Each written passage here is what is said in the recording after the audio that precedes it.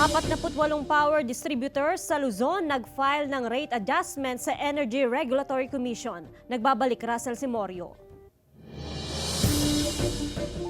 Nasa 8 pesos and 19 centavos ang singil sa kuryente ng Senpelco ngayong Hunyo. Mas mababa ito kumpara sa 8 pesos and 61 centavos na generation charge sa kada kilowatt hour noong Mayo. Ayon sa Senpelco, nakadepende rin sa presyuhan ng produktong petrolyo at palitan ng piso kontra dolyar ang generation charge. Constantly bumababa yung fuel cost natin, yung coal, at saka siyempre lumalakas ng konti yung peso natin kontra dollar.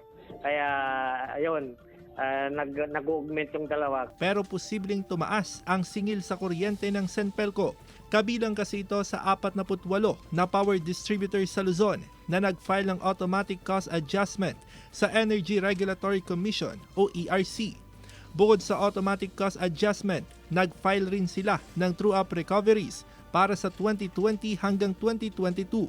Hinggil ito sa koleksyon ng mga power distributor kung tugma sa actual cost. Yung collection period, i-determine ng ERC kung ilang buwan mo i-recover or ipapass on na hindi mapapansin ng consumer. Very minimal yung effect sa consumer. Sa pahayag ng ERC, sinabing magsasagawa sila ng evaluation sa mga inihaing petisyon ng mga power distributor. Samantala, 20 power distributor naman ang bigong mag-file ng over or under recovery application kasama ang ibang supporting documents sa May 30, 2023 na deadline.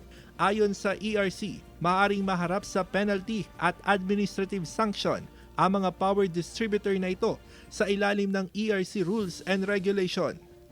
Kasama si Jing Dakanay, Russell Simorio, 1 North Central Luzon.